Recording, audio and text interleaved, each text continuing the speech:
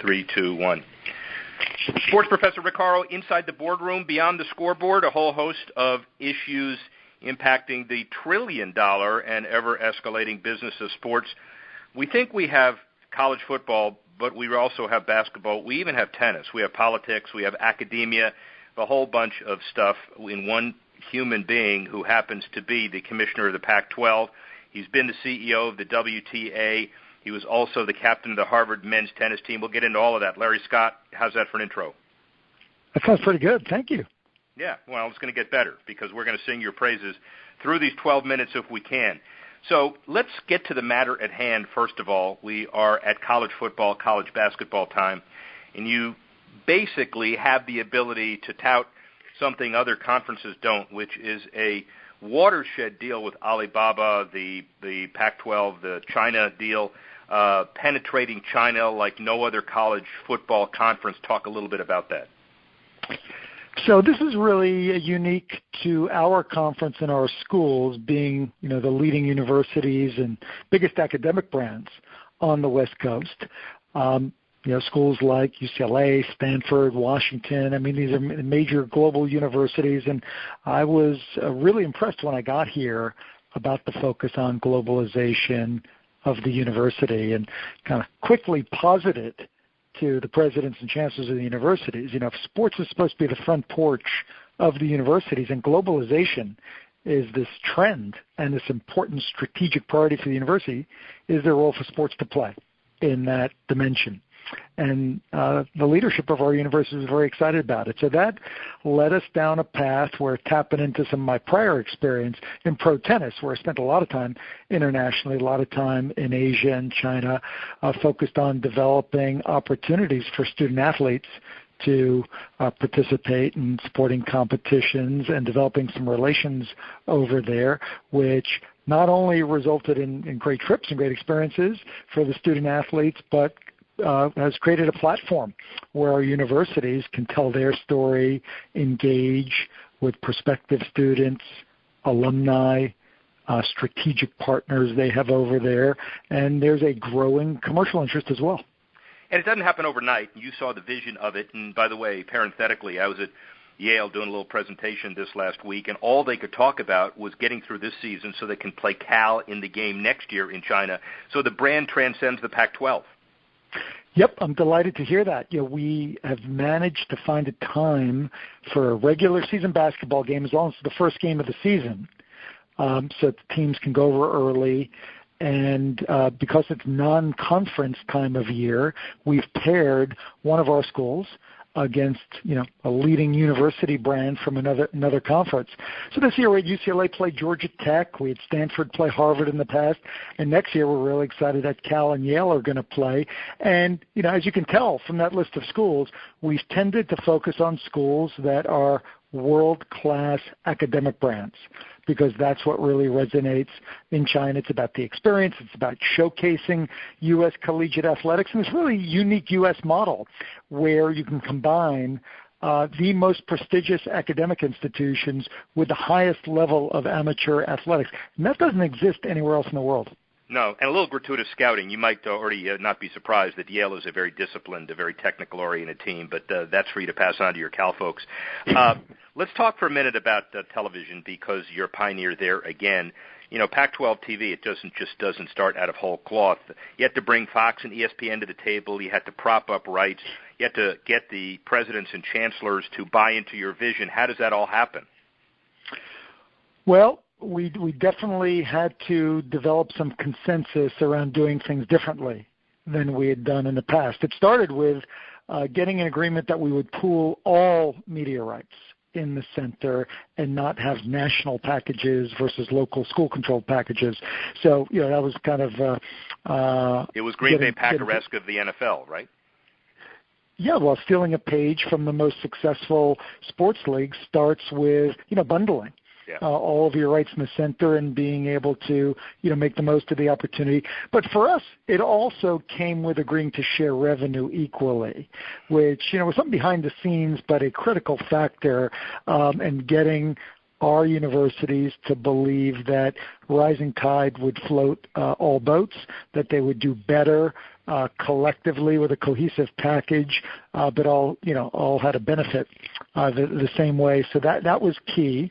And then developing really a hedge strategy where we tried to maximize revenue and exposure through third-party licensing of rights, which we were fortunate to be able to do successfully with ESPN and Fox, but holding back enough so that we could get in the business of starting our own media company. We believed that over time technology would evolve and change, and really were intrigued with the idea that we could be masters of our own destiny and control our own programming, because core to our mission is not just revenue sports, football, men's and women's basketball. It's also about promoting Olympic sports. Pac-12 wins more NCAA titles than any other. We've got all these Olympians and wanted exposure and a promotional vehicle for those sports as well. Knew we had to do our own thing if we were going to have a platform for that. So we were fortunate that we were able to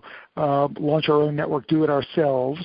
And little did I know that the world would change as rapidly as it has, but it's really caused us to feel good about that decision, because now we see direct to consumer, we see these technology companies coming on board, we see over the top emerging, and we're in it and we're engaging with fans and viewers and distributors, and have a deeper understanding of some of the dynamics and changing landscape than others might. Well, the holding back from the big guys and the equal revenue share are always visionary concepts, and every leader wants to facilitate that. But it also takes, I guess, a little bit of table pounding and a little bit of leverage and a lot of advocacy to pull that off at the same time. Hard to do? Very hard to do. I think for any commissioner, people focus a lot on, the business acumen and what they see externally, but it's often, the diplomatic efforts behind the scenes don't get a lot of attention. That is really the art, I think, of leading a successful league of any kind, because, members have different interests. We've got big schools, small schools, urban schools, rural schools, public schools, private schools, strong football schools, strong basketball schools, strong women's gymnastics schools, with a lot of different masters to serve. So, the art form is really about creating a vision that everyone can buy into, and compromise around, and getting people to believe in the idea that everyone will be better off if we're able to achieve certain things collectively that otherwise can't be achieved on your own. Because it does, it is give and take. It is compromise along the way, whether it's in how you share revenue, which schools or sports are going to be on TV, the times you play. There's a lot that goes into it, of course. Larry Scott, there's another issue too. You talked about 7,000 student athletes that you directly represent. You have a history with the WTA of equal prize money in tennis. You have Title IX hanging out there. How do you reconcile the gross revenue production disparities between football and basketball and your obligation to deal with all of these other sports as well? Yeah. Well, I've always enjoyed working in sports where you feel like you're making a contribution just, beyond the commercial success. As you point out, one of the things I took a lot of pride in at the WTA was, the fight for equality and social justice. And one of the things I love about being in college sports and at the Pac-12 is, associated with the universities doing things the right way that are changing the world in a very positive way from a macro sense. And in athletics, with 7,000 student athletes, many of whom are the first in their family to go to college, about a third of whom are on significant scholarships and are able to graduate debt-free, very different from, the typical student. There's a lot of great opportunity, a lot of great things happening for young men and women because of intercollegiate athletics in the Pac-12, maybe even getting into better schools academically than they would get into otherwise, that I get to see. day in, day out when I visit our campuses, when I work with our coaches and programs.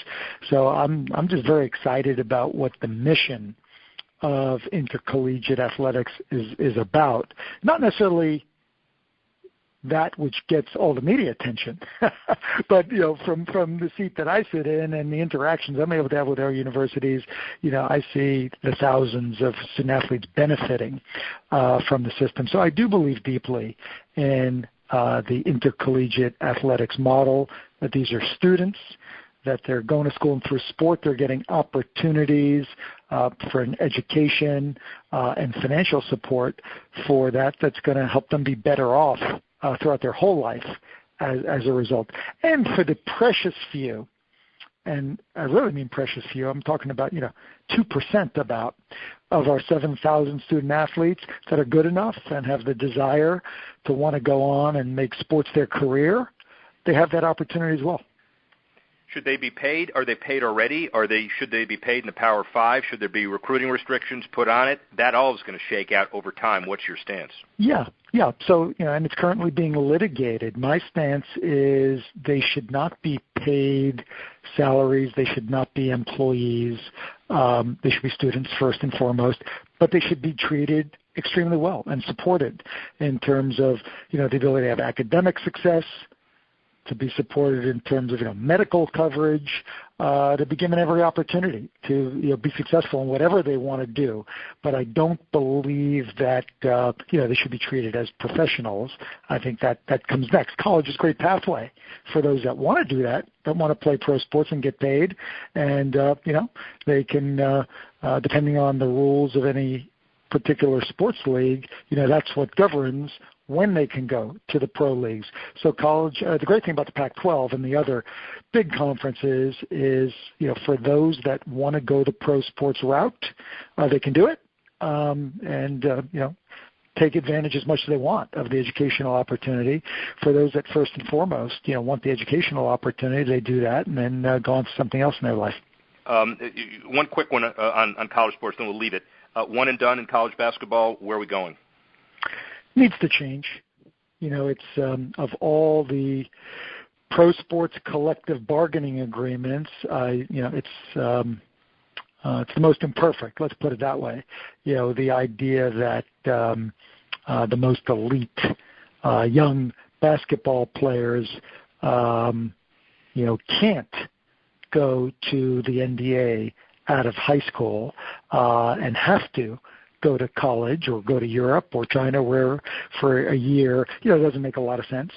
I'd like to see a model where, for however many have the talent, you look at a Marvin Bagley Jr. playing for Duke right now, was supposed to be a high school senior, but he advanced it by a year, probably be at Duke for 1 year and then go. I mean, for the very, very small handful of young superstars, I'd rather have them go out of high school than pretend to be student athletes. By the way, so would everybody in the ACC, but that's another completely different issue. Right? Everyone other than Duke.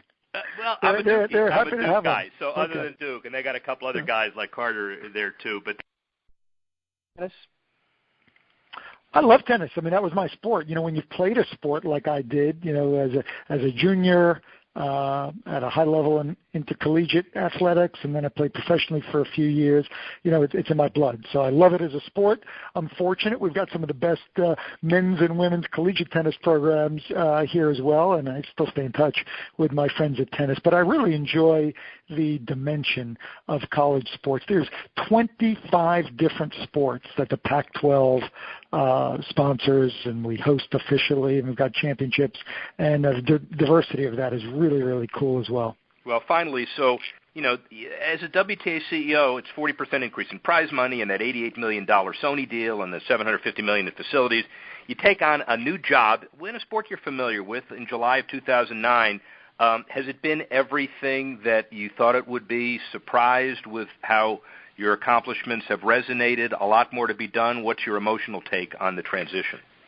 I didn't fully know what to expect, to be honest. I knew that, and what I was attracted to first and foremost was the quality of the universities, and loved being associated with quality people, quality brands, and I knew there was a sense that they wanted to take a fresh look at their media approach, their marketing approach, and I thought my background and skills would translate. And I was passionate about it because I was a student athlete myself. I knew I would enjoy that. But beyond that, there was a ton I didn't know about the politics of intercollegiate athletics, the dynamics of who you work with on the campuses, and I really have loved it. But my favorite part of it is the opportunity to engage with the student athletes themselves when I travel around to the competitions and the campuses. As you know, because you enjoy getting out to campuses and teaching, keeps you young, keeps you thinking fresh, keeps you on your toes, and always evolving your perspective on things. So I really enjoy being in an environment around a lot of young people in an environment like universities where people are challenging conventional norms and thinking about changing the world. Your tennis guys miss you. Your Pac-12 guys love you. Larry Scott, Rick Horrow, Beyond the Scoreboard. See you in a few minutes.